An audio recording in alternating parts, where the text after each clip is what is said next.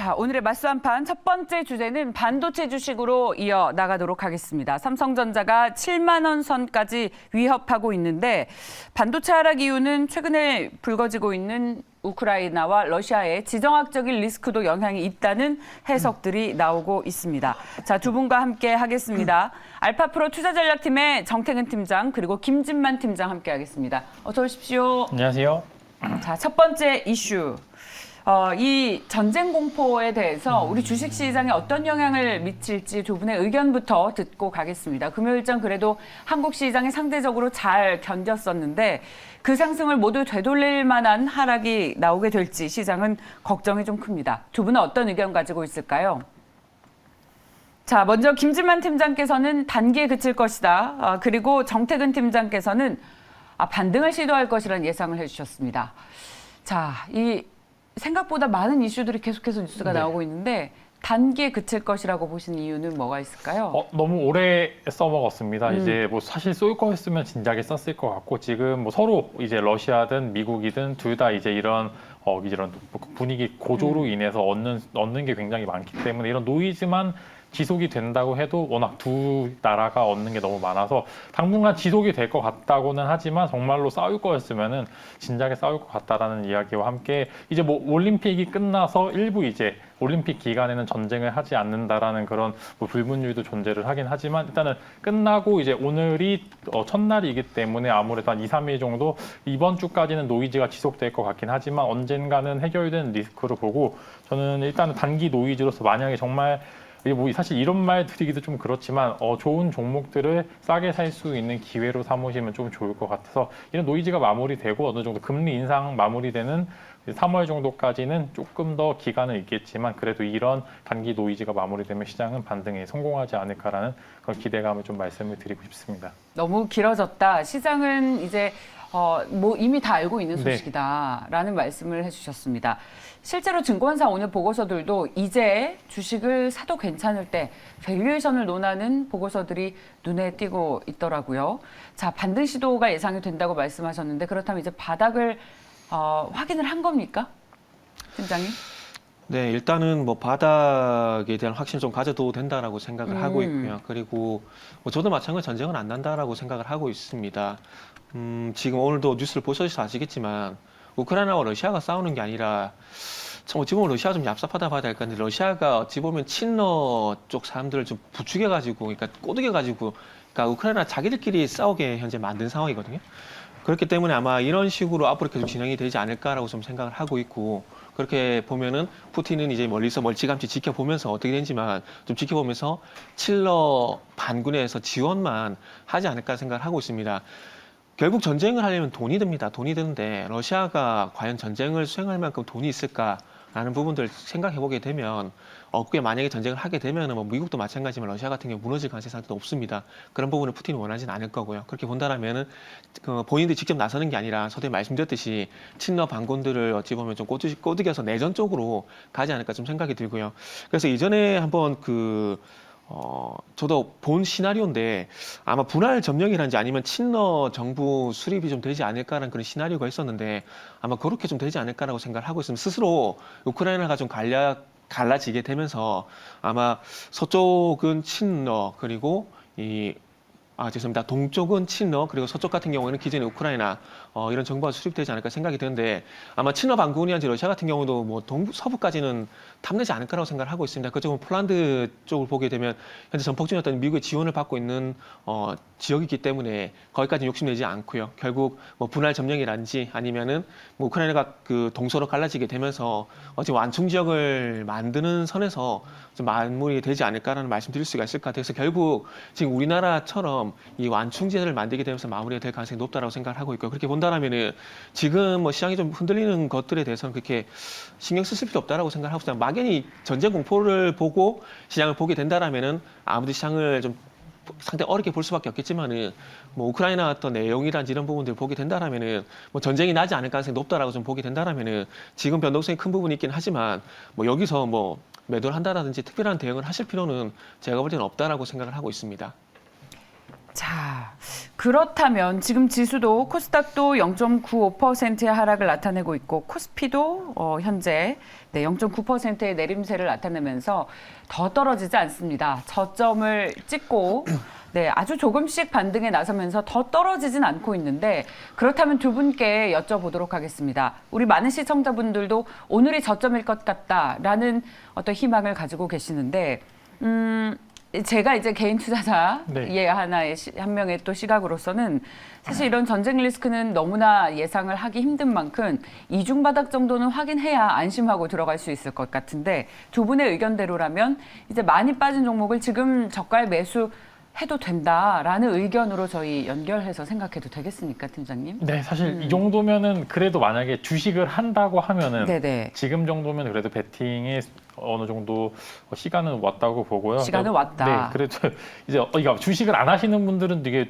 이거 지금도 뭐 지하실도 있겠구나라는 이제 그런 의견도 충분히 공감은 가지만 주식을 한다면은 현재 자리에서는 그래도 해볼 만한 싸움이 되지 않을까라는 의견도 많고 저도 그 의견에 동의를 하는 게 지금 정도면 굉장히 리스크가 많이 나왔습니다. 이제 연초부터 계속적으로 노출되는 리스크가 이어짐에도 불구하고 그렇게 어느 정도 바닥은 잡혔던 모습을 보여주고 있었고요. 그다음에 코스피 같은 경우에는 이제 한 2,650 정도 라인, 이제 요 라인에 한 번 정도 이제 지지 라인을 좀 형성하는 여부를 보고 보시면 좋을 것 같고 코스닥 같은 경우 조금 더 변동성이 컸지만 그래도 830선은 지지를 해주고 이제 864 5일선 라인은 지지를 해주는 모습을 보면은 그래도 현재 정도는 어차피 나올 이슈 해봤자 이제 뭐 전쟁을 하든 안 하든 관련 리스크 혹은 이제 금리 관련 리스크 두 가지 정도인데 두 가지도 어느 정도 시장에서 아예 몰랐던 게 아니라 최악까지 고려를 했던 부분이기 때문에 그 부분이 반영이 된다고 하면은 그래도 지금은 충분히 이제 해볼 만한 자리다라는 말씀을 좀 드릴 수 있을 것 같습니다. 저점은 예측하는 게 아니고 예측의 영역이 아니고 확인하는 거다. 확인하고 아주 바닥은 아니어도 무릎에서 들어가도 괜찮지 않겠느냐는 의견에 대해서 저희 정태근 팀장께서는 어떤 조언 해주실 수 있겠습니까? 아까 전에 오늘이 바닥이다 이 말씀을 해주셨는데 오늘이 바닥이라기보다는 저는 개인적으로 어찌 보면은 그러니까 그 바닥에 대해서 논하자면은 저는 개인적으로 1월 27일 날 저는 그때 바닥을 좀 다졌다라고 생각을 하고 있고 종목 기준으로 보게 되면 삼성전자 같은 경우 작년 11월 달에 이미 더 이상 빠지지 않는다는 부분들을 저는 확인했다라고 생각을 하고 있습니다. 그렇기 때문에 지금은 어찌 보면은 계속해서 알 수 없는 이런 변수들이 나오다 보니까 예측할 수 없는 변수들이 나오다 보니까 조금은 긴가민가 하는 부분들이 분명히 있을 거라고 생각을 하고 있습니다. 근데 이 긴가민가 공포로 가면 안 된다라고 생각을 하고 있습니다. 그러다 보니까 일단 다시 말씀드리지만은 지수 같은 경우에는 1월 27일 그때쯤에서 이미 바닥을 전 잡았다라고 생각을 하고 있고 아마 지금 제가 봤을 때는 바로 올라가지 못할 겁니다. 아마 이중바닥이 아니라 아마 여기서 L자형으로 좀 더 옆으로 횡보할 가능성도 있다라고 좀 보시는 게 지금 맞다라고 생각을 하고 있습니다. 그러니까 중요한 것은 악재도 중요하겠지만은 더 중요한 게 이걸 뒤집어 봤을 때 호재가 없다라는 게 가장 큰 악재거든요. 그렇기 때문에 지금은 계속해서 바닥을 다지는 그런 구간들이 좀 더 지속이 될 가능성이 있기 때문에 적극적으로 여기서 풀베팅을 한다 이런 부분은 아니겠지만 적어도 분할 매수는 충분히 가능하다 생각을 하고 있고 서두에 우크라이나 사태 말씀드렸듯이 전쟁은 나지 않을 가능성이 상당히 높다고 생각을 하기 때문에 일단은 계속해서 조금씩 눈에 띄지 않게 우상향을 할 것 같다라는 게 제 의견이라고 말씀드리도록 하겠습니다. 좋아요. 그러면 슬슬 매수의 관점으로 시장의 반등이 오는지 한번 지켜보시죠. 시장에서 아예 발을 빼야 할 때가 있습니다. 모두가 어려울 때요. 그런데 그것이 아니라 이제는 저점에서 매수의 타이밍을 노릴 시기가 왔다라는 두 분의 의견이 일치하고 있고 증권사에서도 비슷한 톤의 보고서들이 오늘 정말 많이 나왔습니다. 그런 톤으로 한번 시장 함께 보시죠.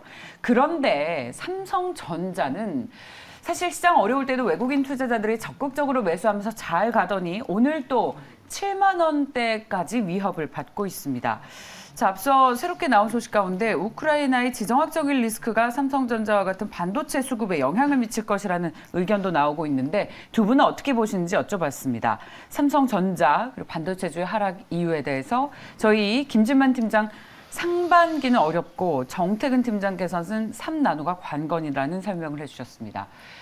자, 어렵게 보시는 논리와 근거는 뭔지 좀 듣고 싶은데요. 삼성전자의 문제이기보다는 일단은 삼성전자가 지금 돈 잘 버는 거 맞습니다. 돈 잘 네. 버는 것도 맞고 실적이 좋죠. 예, 현금도 많이 보유를 하고 있는데 그렇습니다. 삼성전자 같은 이제 대기업이 M&A 하려면 거쳐야 될 관문이 너무 많아요. 즉 지금 잘 버는 건 맞는데 앞으로 돈 얼만큼 잘 벌지를 시장에서 이제 계속적으로 이제 원하는 상황인데 그렇다고 해서 삼성전자가 나 M&A 할 거야라고 해서 바로바로 할 수 있는 게 아니라 거의 이 부분이 진행이 되려면 어마어마한 시간이 있어야 되는데 그게 적어도 상반기는 아니랄 거라는 그런 이야기가 당연히 정설이로 좀 말씀을 드릴 수 있을 것 같고 거의 추가적으로 지금 돈 잘 버는 건 맞는데 뭐 스마트폰 분야도 작년에 굉장히 성장을 많이 했습니다. 폴더블이라는 획기적인 삼성만의 좀 특색 있는 핸드폰을 내놓으면서 시장 파이가 굉장히 성장한 건 맞는 상황인데 이게 정말 게임 체인저 역할까지 할 정도는 아니기 때문에 현재 주가도 사실 뭐 삼성전자의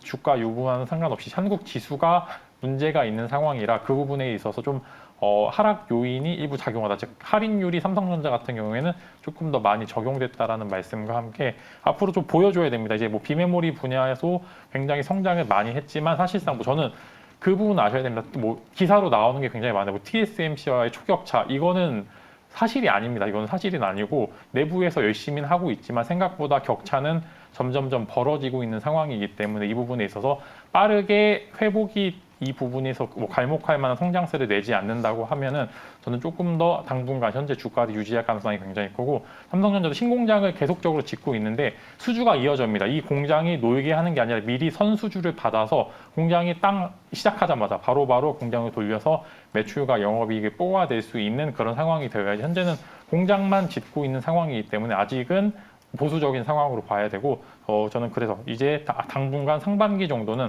8만 원 정도 가면 이제 주가가 한 3천 정도 전후로 이제 왔다 갔다 할 것 같은데 그 3천 정도 주가는 상반기에는 조금 어려울 수도 있겠다라는 걸 제 의견으로 좀 제시를 드리겠습니다. 이게 우크라이나와 이제 러시아의 지정학적 리스크 때문에 반도체 수급에 차질이 생긴다는 것이 반도체를 생산하는 데 필요한 가스가 우크라이나에서 난다고 해요. 그래서 전쟁이 나면 이 가스에 공급 차질이 있을 것이다. 라면서 그러면 반도체 생산도 어려워지지 않겠느냐는 어떤 그런 모멘텀이 작용하고 있는 것으로 풀이됩니다. 그래서 시장 빠지면서 같이 빠지는 것에 더해서 이른바 전쟁 피해주가 된 거죠.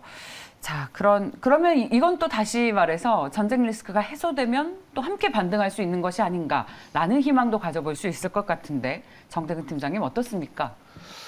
네, 맞습니다. 일단은 지금은 시장 때문에 영향을 받는 게 맞고요. 그리고 조금 전에도 이렇게 악재가 되는 부분들 좀 짚어주셨는데, 네. 그러니까 걱정인 거죠. 그렇게 될 수도 있다.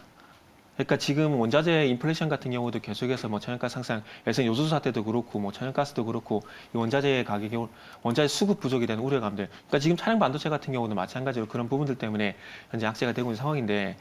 일단은 뭐 결국에는 뭐 걱정이라고 생각을 하고 있습니다. 뭐 내전까지 진행되고 있는 부분을 막을 수는 없겠지만 어쨌든 전쟁까지 가지 않는다는 부분들을 보게 되면 지금은 걱정이라 좀 보는 게 맞을 것 같아요. 그리고 어쨌든 이 내원가스 수급이 원활하게 이루어지지 않게 된다라면은 결국 공급 부족이거든요. 그럼 공급 부족이 발생되게 되면 또 가격이 올라갈 수밖에 없습니다. 그렇게 본다라면은 뭐 공급 부족으로 인한 가격 인상, 그 가격 인상으로 인한 어떤 이 실적 선방 이런 부분들로 이렇게 이어질 수밖에 없는 부분들이기 때문에 일단 뭐 저는 그렇게 걱정하지 않다고 말씀 좀 드려보고 싶고요.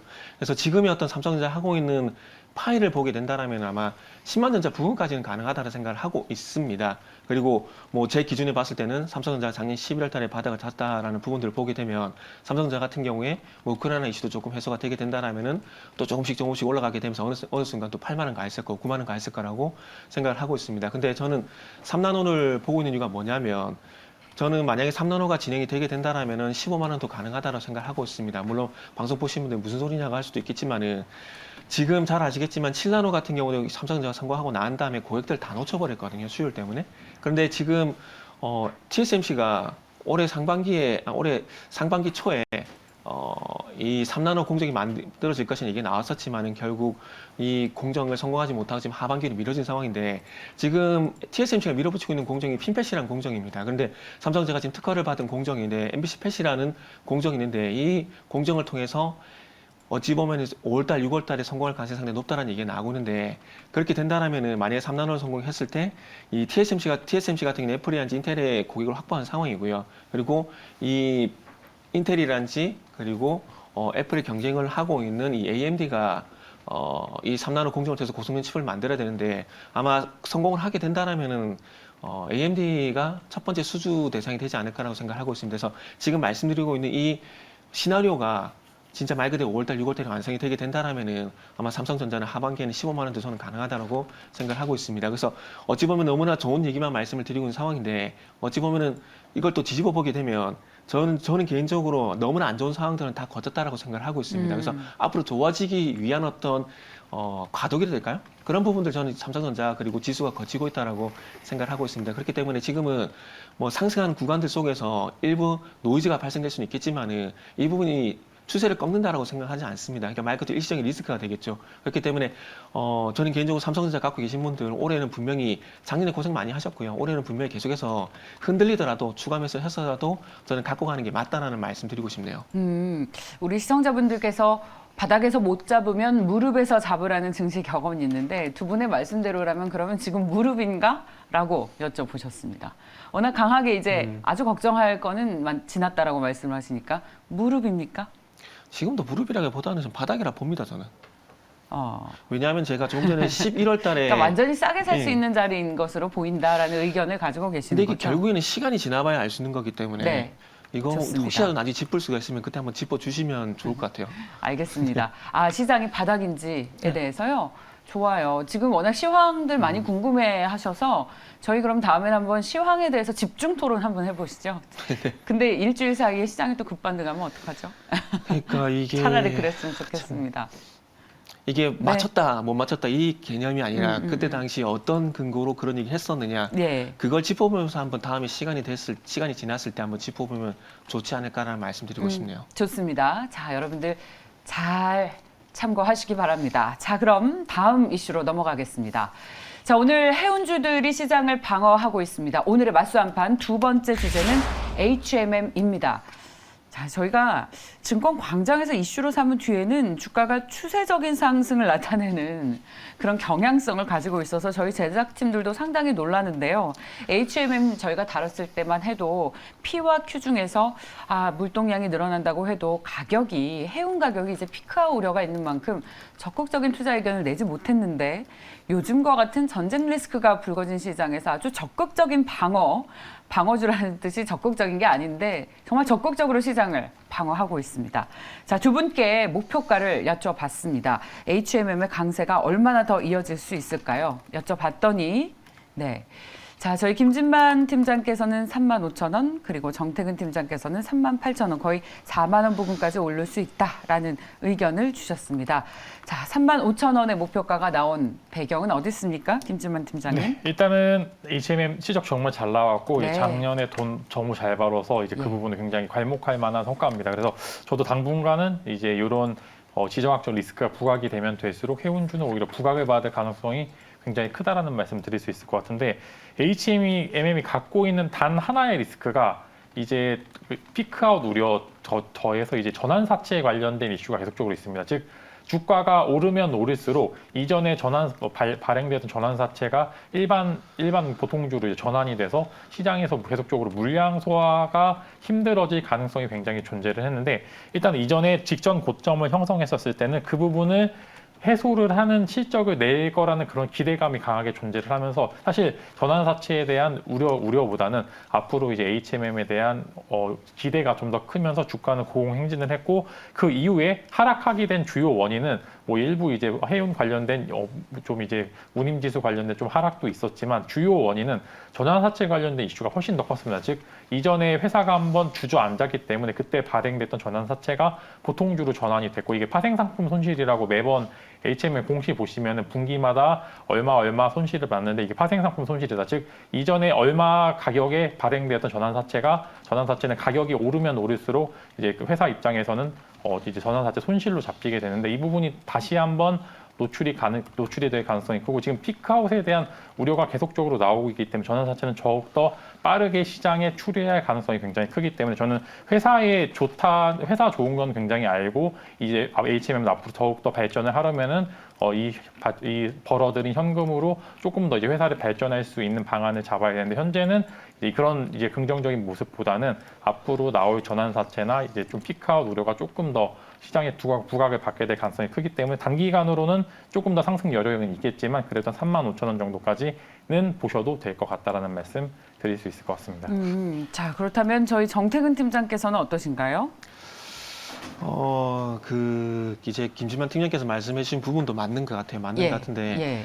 저는 개인적으로 이 HMM 같은 경우에는 저는 그 실적 함정에 빠졌다라고 좀 생각을 하고 있습니다. 네. 실적이 올해까지도 좋을 거예요. 좋을 거고 진짜 사상 최대였던 작년 대비해서도 좋아질 거라고 생각을 하고 있는데 오히려 그게 저는 발목을 잡는 요인이라 생각을 하고 있는데 그렇군요. 그러니까 실적을 볼 때 그러니까 물론 사상 최대도 정말 좋은 거죠. 좋은 건데 중요한 건 그 HMM이 아시겠지만 5월 달까지 이렇게 가파르게 상승할 수 있던 원동력이 잘 아시겠지만 전년 동기 대비해서 이제 폭발적인 성장이었거든요. 그렇게 본다라면은 우리가 여기서 고민해봐야 될 부분은 그러면 HMM이 추세적인 상승으로 가기 위해서 어떤 부분이 있어야 되느냐 이런 부분에 고민이 좀 필요한데 사상 최대 실적은 나오겠지만 2021년도에 나왔었던 뭐 몇백 퍼센트 성장, 몇천 퍼센트 성장 이건 나오지 않을 거라는 겁니다. 그렇기 때문에 전년 동기 대비해서 얼마만큼 좋아질 것인가에 대한 부분들이 어쨌든 축소가 되고 있는 상황이기 때문에 사상 최대 실적 시장이 만약에 사상 최대 실적에 주목을 하게 된다면 전 개인적으로 작년 5월달에 주가 빠지지 않았다고 생각을 하고 있습니다.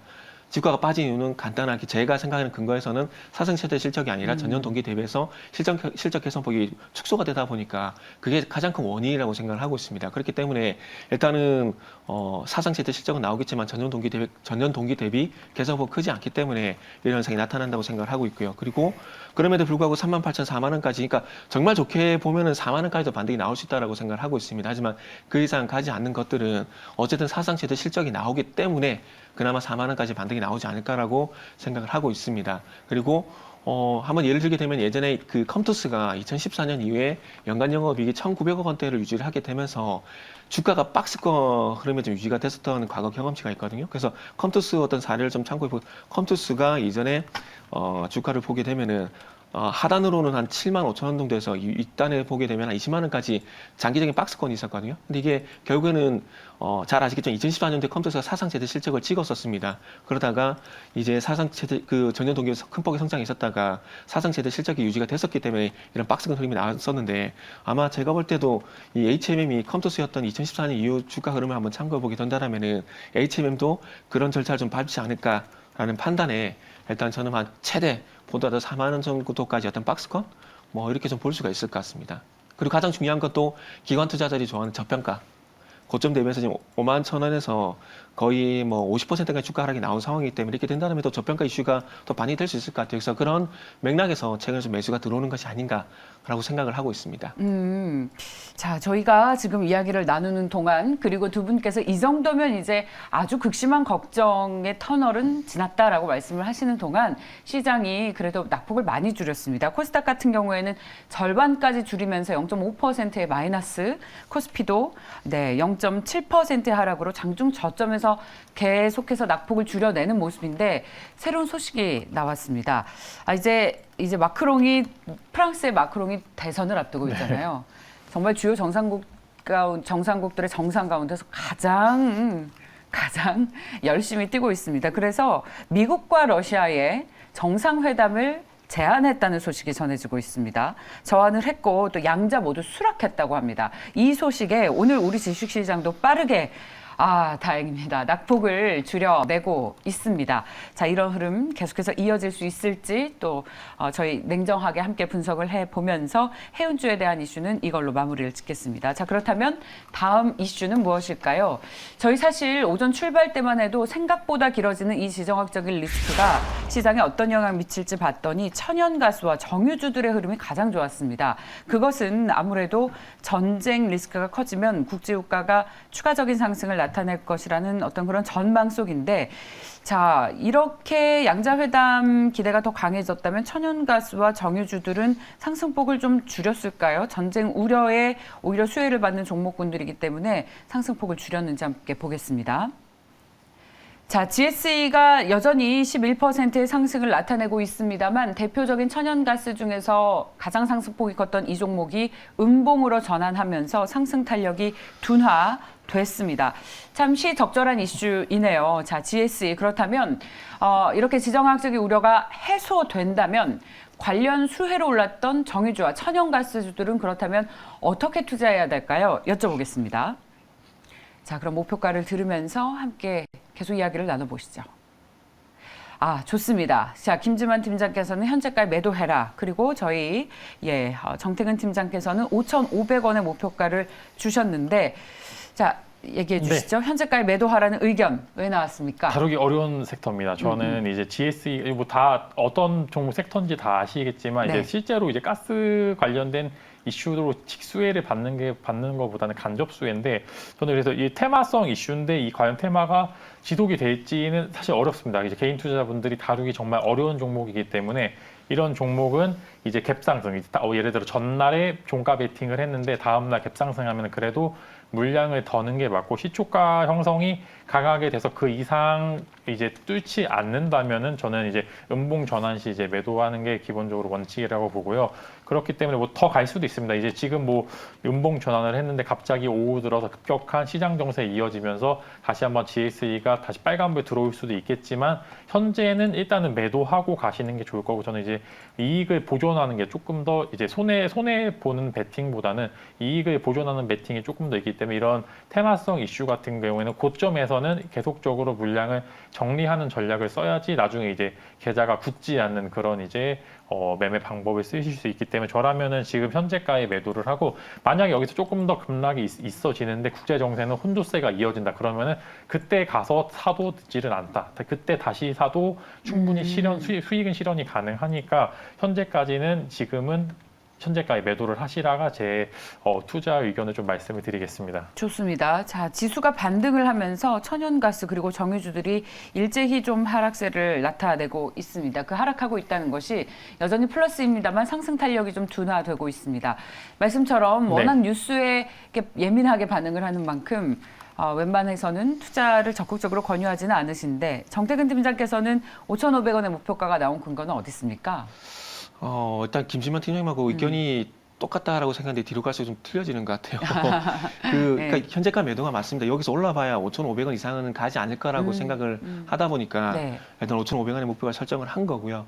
그러니까 결국에는 지금 더 이상 오른다고 하도 많이 오를 것 같지 않다라는 게 일단 제 의견이라 생각하시면 될 것 같습니다. 그리고 이제는 뭐 이제 팔고 수익 실현 만약에 이 종목을 가지고 있다라면은 팔고 수익 실현하는 게 맞는 거지 다음에라도 관심은 가지지 않는 게 좋을 것 같습니다. 그리고 잘 아시겠지만 GSE 같은 천연가스 테마가 최근에 뭐 2월달 들어와서 처음 만들어진 게 아니라 이전 방송에도 말씀드렸지만은 이게 작년 12월 달부터 지금 계속해서 이슈가 반영되면서 천연가스 관련주가 강세였었거든요. 그렇죠. 예. 그렇기 왜냐하면 때문에 러시아가 이제 가스 밸브를 잠그면 그쵸. 천연가스가 오를 거다라면서 이 우크라이나 이슈가 나오면서 계속 천연가스 관련주들이 그 흐름에 좋았죠. 그렇죠. 그렇기 예. 때문에 이제 뭐 새로운 테마도 아니고 12월 달부터 이렇게 반영됐다 보게 된다면 이제부터는 끝물을 준비하는 게 좀 맞다라고 생각하고 있습니다. 그렇기 때문에 뭐 현재가 매도라는 관점에서는 저도 의견을 동의를 하는 바고 다시 재매수는 안 하는 게 좋지 않을까라는 말씀을 좀 드리고 싶네요, 저는.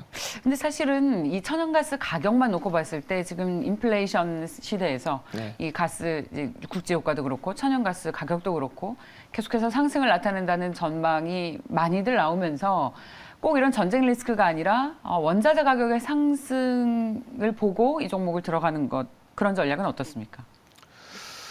글쎄요, 그것도 지금 상황에서 추세적으로 더 갈까? 그러니까 결국에는 우리가 그 원자재 투자를 하는 게 원자재 선물에 투자를 하는 거잖아요, 현물이 아니라. 네. 그럼 지금 들썩이 있는 것들이 전반적으로 원자재 선물이라고 좀 봐야 되지 않을까 생각이 들고.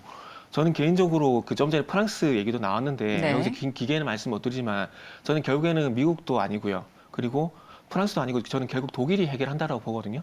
독일이 해결하게 되면서 노드스트림 2가 저는 가스관이 열릴 거라고 생각을 하고 있습니다. 그렇기 때문에 지금 잘 보시면 작년 12월 달에 노드스트림 2가 완공되고 난 이후에 그 유럽의 천연가스 가격이 하락으로 전환돼 버렸거든요.